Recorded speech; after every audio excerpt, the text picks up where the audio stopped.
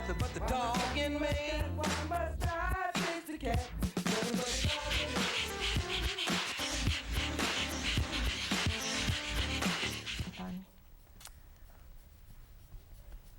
Good evening and welcome to Posse Presents. I'd like to welcome tonight Laurel Cox back for our Senior Dog Month, which is November, and Moo, who is obsessed with someone here in the studio. Oh, what's that? Oh, look, Moo. Moo. She's just worried about that person over there. Can we say you're here? Sherry DeGenova is in the house. Yay!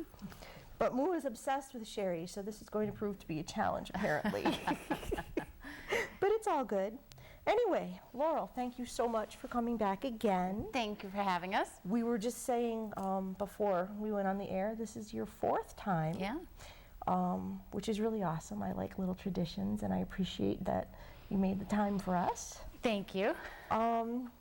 Senior Dog Month, you know, it shouldn't be just 1 month a year. No. I guess it's a good thing for the awareness part of it. Right. But senior dogs need homes every day of the year. They do.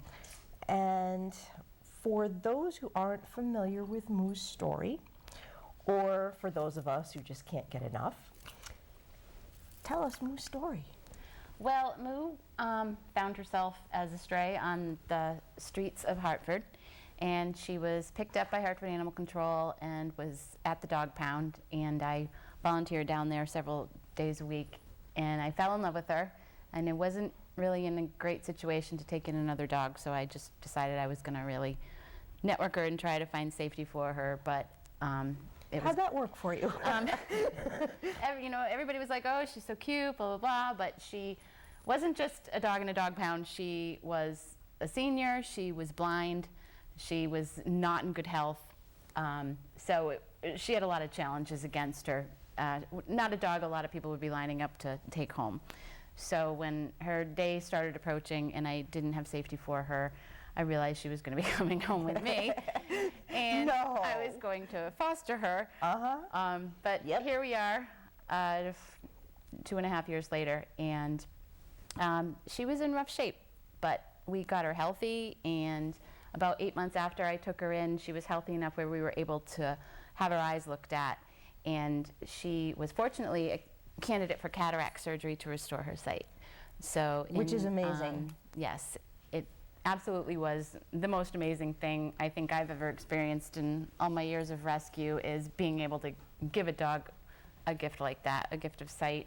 And my husband and I dropped her off in the morning, and we went to pick her up, and we walked in, and we were in the waiting room, and the vet tech brought her out from the back, and she looked at us and she wagged her tail, but she had no idea. She didn't know who we were because she had never seen us. So it wasn't until I spoke and she recognized my voice and realized we were her mom and dad and ran over to us, and it was a big teary. A tear fest. Yeah, I'm tearing up now. So, okay. She was a happy, awesome, wonderful dog with a very good quality of life when she was blind, but we began her life with sight, and it was really something to see, no pun intended. Yeah, exactly. Well, the first time she came on, she couldn't see. Right. And she did great in here. She owned the room. I remember. She walked in here. I was afraid that the cameras would be in her way, and there'd be like obstacles because there's often people here on the sides, and she just owned the room like it was no big deal. I was so amazed. They are amazing, and I did have a blind dog prior to her that could not have his sight restored. He actually had to have his eyes removed, but he did fantastic. And I think what people fail to realize is dogs don't look at their handicaps the way we look at our handicaps, and they take what life gives them and they just deal with it, and they're just happy to be loved and happy to have homes. So yeah, and it's true, and they're so forgiving. And they just want that comfy place on the couch, right, and a full belly, and that belly rub, and they're amazing creatures. They really are. And Moo has just made herself very comfortable. Yes, it's been an exhausting day. Did she have a rough day? Yeah, a lot of naps and snacks and Yeah, and she just ripped up a toy. You know, Yes. it's a tough life to be Moo. It is. But now Moo is not your first senior or, No. or handicapped or challenged dog. Talk about that. Well, I've had a lot of senior dogs and handicapped dogs in my home. Some are still with me. Unfortunately, because I have taken in a lot of seniors, we have lost a lot.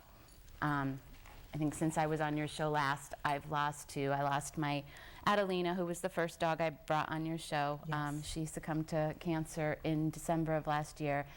And that was very, very difficult. She was a phenomenal dog. She was. And then I took in little Zeb from a friend of mine who runs a rescue, who took him in, and I had him about 5 months. And he was in rough shape when he came to me. He was very disconnected, very, very arthritic, but what's so rewarding about these animals is to be able to get them to come out of their shell. And he definitely knew love and came around and loved us. So that's what's so wonderful is, you know, it was a short amount of time we had him, but we were able to. Probably the best time of his life. It though. probably was. And, you know, people say, oh, that's so sad. How can you do that? How can you bring a dog in and get attached and then just have a few months with them? How can you not? But- How can you dump a dog? Right. It's How can you just dump a dog who needs you the most in that period of yeah. their life. They've given you their whole lives in most cases, and it's speculation when these dogs are, I don't know their history, I don't know what their story is, they can't talk to tell me, unfortunately, but Oh, how we wish what they could. I know, and what I speculate is, in their older age, they're like us, you know, they can't hold their potty as long, Yeah. they No, they're definitely a have medical challenge. issues, and I think some people just don't want to deal with it, and No. and like I've said so many times, it's heartbreaking to see any dog at a shelter in a cage without their family, without a family to love them. But to see these older dogs, Who are so confused. and they're like, And what did I they're do? just- they don't I got know. old. Yeah. All they did was get old. They don't know. And I have two. I had two seniors at home, and I can see the changes, like, you know, the mental changes and how you could just walk away. I can't you know, imagine it. because it's too much work. I clean up messes every day. Me too. I mean, I go through multiple packs of paper towels and pee pads a week. Right. I don't love it. I'm sure you don't love it. I don't love it, but it's part of my it. life. Yeah. It's, you know, when you have a baby, you have to change diapers, you have Right. to, and then, you know, there's the beginning of the life with those things, and then Yeah. people get older, and you have to help them with certain things. And she has diabetes, and she drinks a lot of water, and she just can't hold it while I'm at work. But we put pee pads down, and she goes on her pee pads, and it's just part of our, it's not Yeah, really it's a part big of what deal. happens. It's not. But that's That's what s- bleach is for. It's what paper towels Right. are for. But some people just They think can't. Yeah. that's it. That's the end of the line for them, and they can't deal with it and don't want to deal with it, and they dump them at the shelter and wash their hands of it. And I can't I can't wrap my head imagine. around it, but I can't That's imagine what how you could do happens. that. And it happens. A lot. And for the ones that, in some cases, they're fortunate to be dumped because they find someone like you. When they're not fortunate and they're dumped, they never make it out alive. What people don't realize is that people aren't really on the market for that type of situation. right. But the flip side of that is the people who will keep the dogs and neglect them, Right. abuse them, mistreat them. That's worse. I don't know what's worse. It's Right. hand in hand. I mean, would you do that to your grandmother? Exactly. Would you do that to your mother? So the fact that there's so much of that going on, it speaks volumes for the work that needs to be done, as well as just the heartless condition of people. Correct. So you have something to say about all that. Yes, and you know, actually, sadly, there are people who do that to their mothers. Yeah, there and are, grandmothers. yeah. And they do it to their dogs. It's just they Elder don't abuse. want to deal with it anymore. And That situation hit home for me in June. A friend of mine reached out about a situation where there was a dog that had been a victim of a neglect case, and her and another dog in the home had been living in a dark bedroom with no windows, and what happened was the owner basically abandoned the dogs in a home with an older woman who had dementia and did not care for them. And fortunately, a home health care aide alerted authorities that there was this situation, and the dogs were removed by state animal control. And one of the dogs was taken in by a rescue immediately, and the other one was ended up in a Connecticut animal pound. And that's when my friend reached out to me and said, "Can you help this dog?" And I went down and I met her, and you know, it was just heartbreaking. She was very timid, very nervous. Sure, living in a dark room with just no contact. And she was filthy. I was petting her and my hands were black. And what, do you know how long they were like that? I don't know how long. I know it was a while. And so I took her home, and she's doing fantastic now. How old is she? She's 13, and she's coming around, and she smiles all the time. And she kind of kept to herself and was a little bit shy, but as I said, that happens, and then as they feel the comfort of the home and the care, and I'm here to help you. And they know they're going to be okay. They get that sense. And she knows she's okay now. And you know, I think it took her a little bit to just figure that out. Yeah. But well, any dog, when they're bounced from situation to situation, right, or even just put into a new home, they don't know they're home. Right. You know, you just because you know, like, oh, yeah, okay, honey, you're home, and everything's going to be great. They have no idea. And that is an expectation I think a lot of people might have is, okay, I'm saving you, you should love me and be happy immediately, and that's not the case. No. It's very important for the dog to feel love and care, but what they need is a routine and a sense of security. Exactly, and to feel your trust, know your trust, and accept your trust eventually. And when you meet somebody, you don't you might instantly feel a bond, but you wouldn't put your life on the line in their hands. No, no. So and how that's can an animal? Right. And then about a week ago, one of my other dogs, Charlie, who's also a senior, he and this dog, Bria, I have, were outside, and it had been a little while, and so I went to go check on them, and I walked out on my deck, and I looked up at the far part of my yard, and they were playing. And she was playing with him. And I knew she kind of had a thing for him. And she would like poke him with her nose every now and then, but she was playing and happy. And it's also remarkable for my dog Charlie because he lost the love of his life last September when Cassidy passed away. That was his girl, and that is the only dog he ever played with. And it was hard on him when she passed. So to see him engage with another dog, and then this dog who's been through hell, enjoy him and his company. It was just, of course I was in tears sure. again. Absolutely. And they keep playing, and every time I get my camera out, I'm like, I gotta take a video of this. They stop. And like, what are you doing? So, but yeah, she's doing fantastic, and it's just another story of this beautiful senior dog that needed somebody, and people are hesitant sometimes to take in seniors because they know they're not going to have a ton of time with them. Right. And that is true. And it's more work. It can be more work, but the reward is just, it's amazing. And it is, it's hard. It's every single time I lose a dog, it breaks my heart. But to be able to keep doing it and to help these animals and give them a wonderful end to their life, I have so much, I know that's what I was meant to do. And I get a lot of peace out of that, is that I know I was meant to do this. And as much as your time is short with them, or shorter than it would be if you took in a younger dog, there's almost a bonus to it because you can help another one. Right. You know, some people will take in an animal and they're only going to do one, so they've got that entire lifespan before the door opens again. Right, right. It sounds crazy, maybe, but it keeps your door open. It does. In its way. It does. Not that, you know, you're planning it by a calendar. No, you can't, and you just never know. But it just has always seemed to work out like that for me, where I lose one and There's that next one. that comes along. Because I've watched it. I've watched it since I've known you. Right. And, you know, hats off to you. You're an amazing person. Thanks. For all the things that you do. I mean, not everybody is cut out for it. No. And But I do have to say, just to promote the seniors again, I know what I can handle. Yeah. And unfortunately, I am not an active physical person.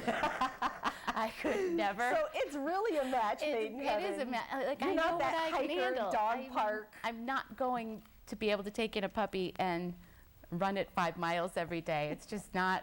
It's just not what I do. Neither. So it's a perfect match Yeah. because these guys just like to hang out and Yeah, lounge around. They and just so want to be on the couch. if you are a lazy person like me, senior dogs are the way to Yeah. go. I mean, really, for all of the suffering that my couch has been through, because it's up against the window, I can get another one now because it's safe. They can't crawl up on it and keep ripping it. Right. I mean, you know, there's just a bonus to it. Yeah. There yeah. really is. What do you think, Mo? And I think more people are opening themselves up to the idea of helping senior dogs. And a very good friend of mine from Massachusetts texted me a couple of weeks ago and said a good friend of his was considering taking in a 10-year-old Great Dane that needed rehome.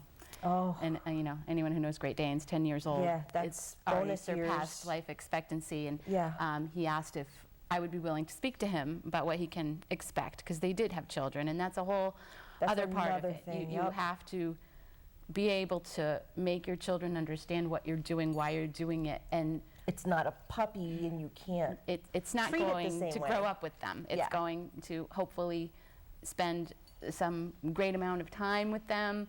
But I think it's a wonderful experience for children. Absolutely. And my brother's family has taken in seniors, and my niece and nephew have grown up understanding how important it is to help dogs that need people. And it's not necessarily about longevity, but what you can give them while Yeah. they're with you. It's not quantity, it's quality.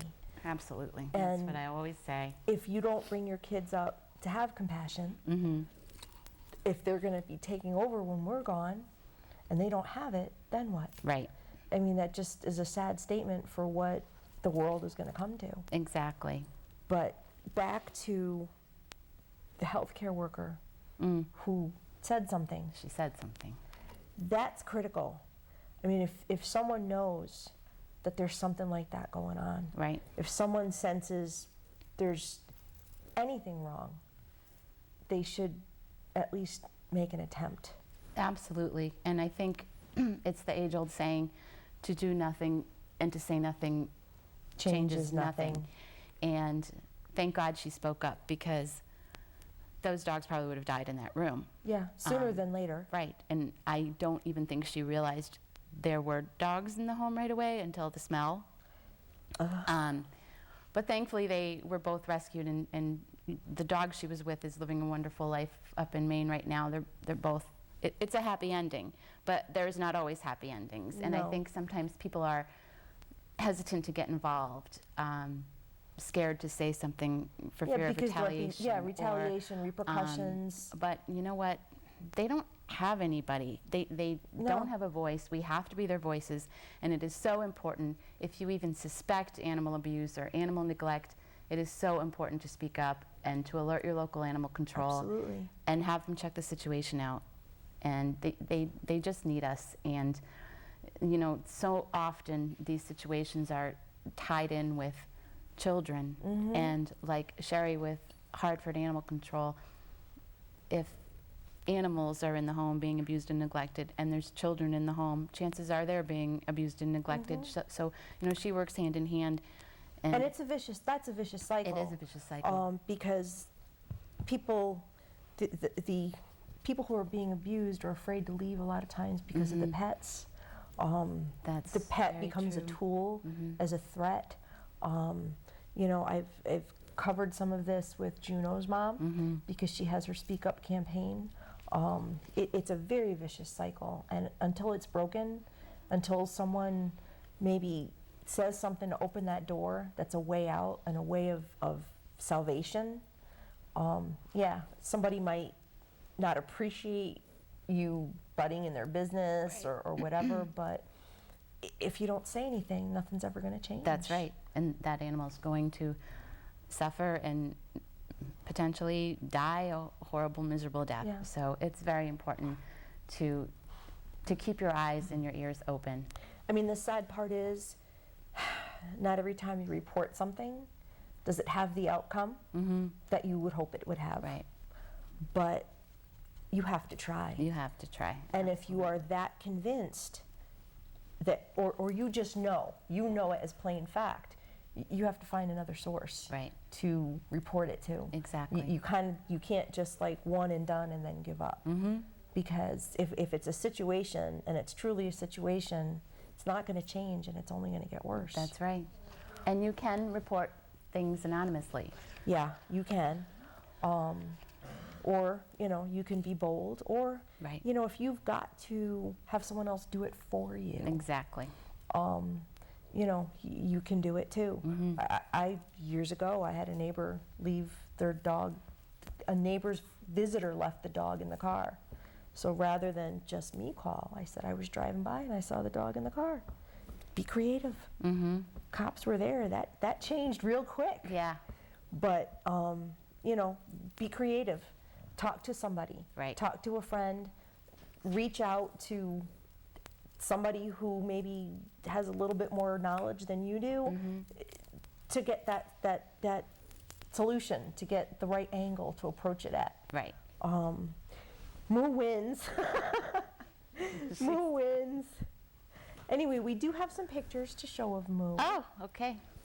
Zach, you ready for pictures? Yeah. Let's do it. That is such an awesome picture. That is when she first got her sight, and we took her to the beach, and it was Was she wonderful. overloaded or? Fascinated. Yeah. Fascinated. And she ran down the beach, and I had never seen her run because being blind, Yeah. a dog is obviously A little very- more unsure than that. right, Yeah. unsure of their footing and where they're going. And so to see her run down the beach was wonderful. That's just such a beautiful picture. She looks like she's just like, what is this? Yes. What is this water? What's going on? I got my Yeah. feet in it, but what's up with that? Right. Next picture, Zach. Oh, that's That's a happy smiling Moo. That's her favorite spot. That's outside on our outdoor couch, and that's her spot. And that's her normal stance and face. But she's like so happy. That She's smile is always just happy. so beautiful. She's the happiest dog in the world, I think. I would believe it.